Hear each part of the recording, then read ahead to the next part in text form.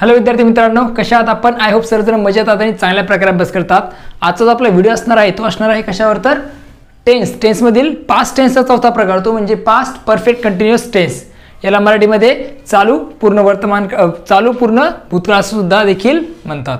व्हिडिओला चालू करण्यापूर्वी सर्वात महत्त्वाची गोष्ट म्हणजे काय, तर तुमच्या व्हिडिओची क्वालिटी जी आहे ती काय करा, तर 1080 पिक्सल अशी सेट करून घ्या.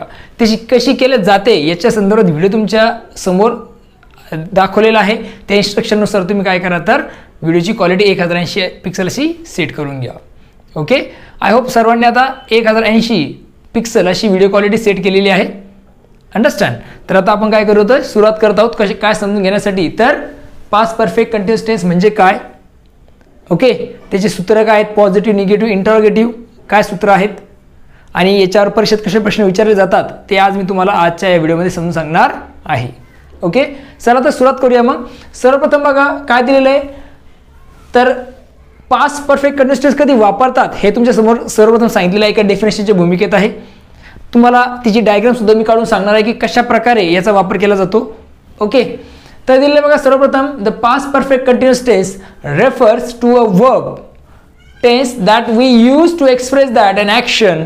आता या टेन्सचा वापर कशासाठी केला जातो, तर to express that an action, अशी कृती दाखवण्यासाठी, अशी ॲक्शन दाखवण्यासाठी की that began in the past, ती भूतकाळात चालू झालेली आहे, अँड कंटिन्यूड, आणि ती भूतकाळात सुरू झाली आणि भूतकाळात ती चालू आहे, to another point in the past, दुसऱ्या भूतकाळातील एका पॉईंटपर्यंत जास्त ती क्रिया चालू असेल. म्हणजे भूतकाळात क्रिया सुरू झाली, ती चालू होती आणि कधीपर्यंत चालू होती, ती एका सर्टन पॉईंटपर्यंत, भूतकाळातील एका सर्टन पॉईंटपर्यंतच ती चालू होती. हे जेव्हा आपल्याला दाखवायचं असेल त्यास आपण काय करत असतो, तर पास्ट परफेक्ट कंटिन्युअस टेन्सचा वापर करत असतो. अंडरस्टँड. भूतकाळात एक क्रिया सुरू झाली, भूतकाळात ती चालू होती एका सर्टन पॉईंटपर्यंत भूतकाळातच, हे जेव्हा आपल्याला दाखवायचं आहे त्यावेळेस आपण काय करत असतो, तर पास्ट परफेक्ट कंटिन्युअस टेन्सचा वापर करत असतो. हा जो नियम आहे तो आता तुम्हाला काय करतो, डायग्राम थ्रू समजून सांगतो कशा प्रकारे होणार. बघा, ही आहे एक टाइम लाईन, म्हणजे एक वेळेची रेषा आहे. सर्वप्रथम इथे आहे तर फ्युचर म्हणजे भविष्यकाळ दर्शवलेला आहे. इथे आहे नाव म्हणजे प्रेझेंट, सध्याची स्थिती आहे. इथे आपण बोलतो आहोत, म्हणजे इथे काय होतं, तर बोलण्याची स्थिती आपल्याला दिसून येते, स्पीकर. आणि इथे आहे पास्ट, पास्ट म्हणजे हा भूतकाळ. तर आपल्याला जे सांगितलंय नियमामध्ये ते म्हणजे काय, तर या टेन्सचा वापर कधी केला जातो, तर अशी ॲक्शन दाखवण्यासाठी की जी भूतकाळात सुरू होते आणि ती कंटिन्यू असते एका सर्टन पॉईंटपर्यंत भूतकाळामध्येच. तर एक्झाम्पल घेऊ शकता बघा तुम्ही याचं. मग काय, Seema had been walking since she got up. Seema काय होती, तर चालत होती जेव्हापासून ती उठली होती. म्हणजे भूतकाळातच ती उठली आणि भूतकाळातच ती चालत होती. ओके, सर्व जे ॲक्शन या भूतकाळात झालेले आहेत एका सर्टन पास्टमध्ये, म्हणजे अशी परिस्थिती असते ते दाखवण्यासाठी आपण काय करत असतो, तर पास्ट परफेक्ट टेन्सचा वापर करत असतो. आणखी एक्झाम्पल आहे बघा, she had been studying all day. ती पूर्ण दिवस अभ्यास करत होती. ओके, भूतकाळात ती क्रिया चालू होती आणि भूतकाळात ती संपलेली आहे, लक्षात घ्या, का सर्टन पॉईंटलाच. He had been playing football for 2 hours.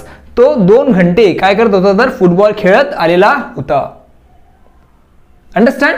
म्हणजे काय एक्सप्रेस झालेलं आहे, अशी ॲक्शन भूतकाळात सुरू झाली, म्हणजे फुटबॉल खेळण्याची ॲक्शन ही जी आहे ती भूतकाळात सुरू झाली आणि ती कंटिन्यू पण होती भूतकाळामध्येच, प्लेइंग एका सर्टन पॉईंटपर्यंत. ओके, म्हणजे अशा प्रकारे काय असतं, तर ह्या पास्ट परफेक्ट कंटिन्युअस टेन्सचा वापर केला जातो. आता हे झाला यूज किंवा पास्ट परफेक्ट कंटिन्युअस टेन्स म्हणजे काय हे मी तुम्हाला समजून सांगितलंय. आता याचे काय आपण सूत्र बघूयात. ओके, याचे जे काही स्ट्रक्चर्स आहेत ते काय आहेत, कारण परीक्षेत तुम्हाला प्रश्न येतात, काय एखादं सेंटेन्स देतील आणि ते सांगतील की convert it into past perfect continuous tense, किंवा मग एक सेंटेन्स दिला असेल ते विचारतील की आयडेंटिफाय द टेन्स. मग हे आयडेंटिफाय करण्यासाठी तुम्हाला हे स्ट्रक्चर माहीत असणं गरजेचं आहे, किंवा मग सेंटेन्स ट्रान्सफर करण्यासाठी सुद्धा तुम्हाला हे स्ट्रक्चर माहीत असणं अपेक्षित आहे. ओके, तर बघा काय स्ट्रक्चर असतं मग पास्ट परफेक्ट कंटिन्युअस टेन्सचं. अफर्मेटिव्ह म्हणजे होकारार्थी स्ट्रक्चर काय असतं, तर subject plus had plus been, subject नंतर हॅड, हॅड नंतर been plus VING plus object, हे त्याचं आहे अफर्मेटिव्ह स्ट्रक्चर. ओके, मग एक्झाम्पल काय घेतलेले, द पोएट झाला subject, had been writing poem since morning.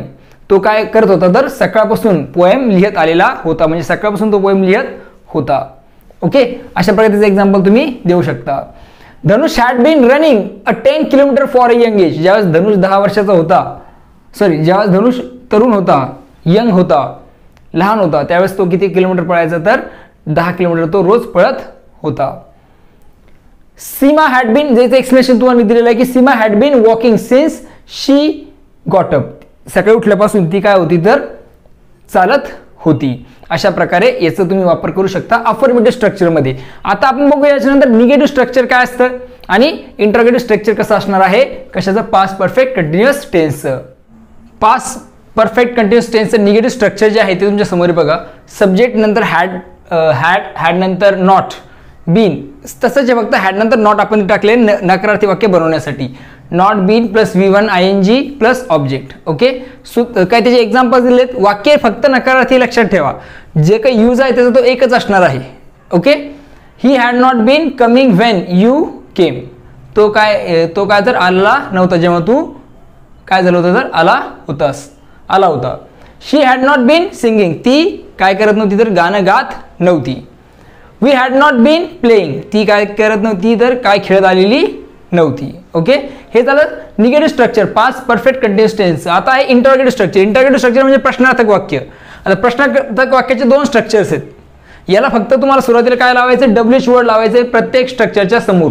जेव्हा तुम्ही WH वर्ड ॲड करणार ते WH टाईप क्वेश्चन होऊन जाणार. क्वेश्चन आहे अफर्मेटिव्ह जे आहे ते स्ट्रक्चर्स आहेत इंटरोगेटिव्ह सेंटेन्सेसचे. एक पहिलं अफर्मेटिव्ह म्हणजे होकारार्थी प्रश्नार्थक वाक्य आणि नकारार्थी प्रश्नार्थक वाक्य.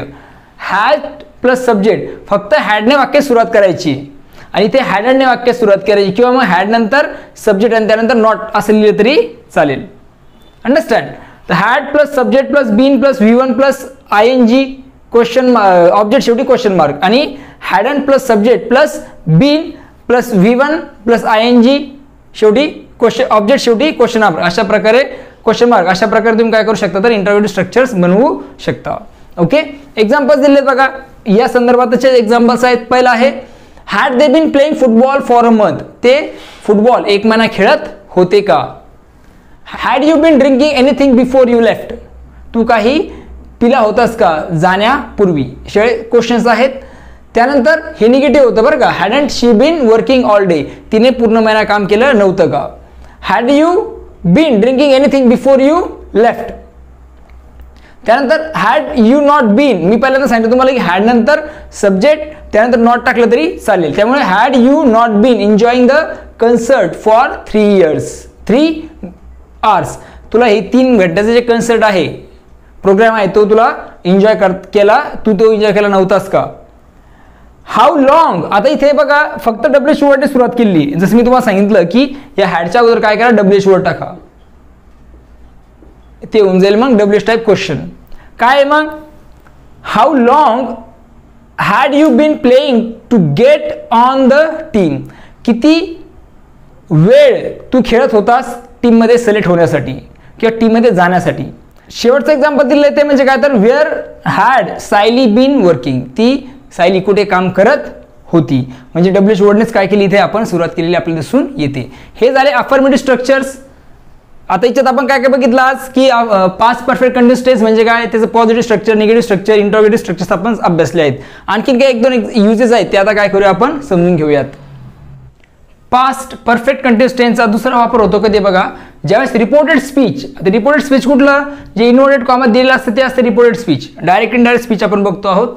डायरेक्ट इनडायरेक्ट स्पीचमध्ये लक्षात घ्या, जर वाक्यातील रिपोर्टेड स्पीच जर काय असेल, प्रेझेंट परफेक्ट कंटिन्युअस टेन्स असेल किंवा मग पास्ट कंटिन्युअस टेन्स असेल. रिपोर्टेड स्पीच, हे जे रिपोर्टेड स्पीच आहे दिसतात दोन्ही कुठल्या टेन्समध्ये, ते एक तर प्रेझेंट परफेक्ट कंटिन्युअस टेन्स आणि दुसरं म्हणजे कुठलं पास्ट कंटिन्युअस टेन्समध्ये जर ते असेल तर त्याचा बदल काय केला जातो, तर पास्ट परफेक्ट कंटिन्युअस टेन्स केला जातो. आता बघा पहिलं उदाहरण आहे, धनुष said I was helping him. हे जे आहे हे पास्ट कंटिन्युअस टेन्सचं उदाहरण आहे. कसं, तुम्हाला मी पहिल्यांदा सांगितलं होतं की तुम्हाला हे आयडेंटिफाय करण्यासाठी तुम्हाला सगळे सूत्रपाठ असणं गरजेचे आहेत. मग पास्ट कंटिन्युअस टेन्सचं सूत्र काय आहे, पास्ट कंटिन्युअस टेन्सचं subject plus was were plus VING plus object, त्यानुसार हे आहे पास्ट कंटिन्युअस टेन्स. मग याचा बदल करताना तुम्हाला काय सांगितलेलं आहे मी की या रिपोर्टेड स्पीचला तुम्हाला काय करायला लागेल, या वाक्याला तुम्हाला कन्वर्ट करायला लागेल काय, कशामध्ये, तर पास्ट परफेक्ट कंटिन्युअस टेन्समध्ये. तर बघूया कसं होतंय ते. सर्वप्रथम धनुष जशाला तसं, धनुष सेड जशाला तसंच राहील, त्यामध्ये बदल होणार नाही.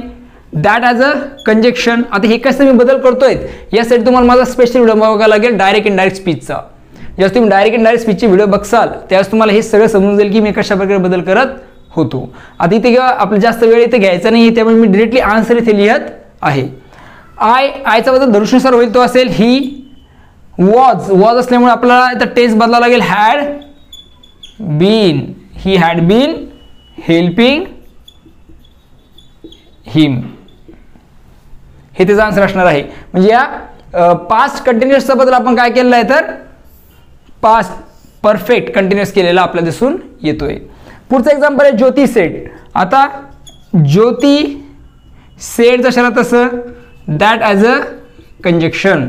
हा जो टेन्स आहे तो आहे present perfect continuous. Present perfect continuous tense आहे कारण हॅज बीन आहे बघा, त्यामुळे याचा बदल होणार आहे पास्ट परफेक्ट कंटिन्युअस. तर शी जशाला तसंच राहील. हॅजचा बदल होईल हॅड बीन हेल्पिंग पुअर्स. हे त्याचं झालं आन्सर.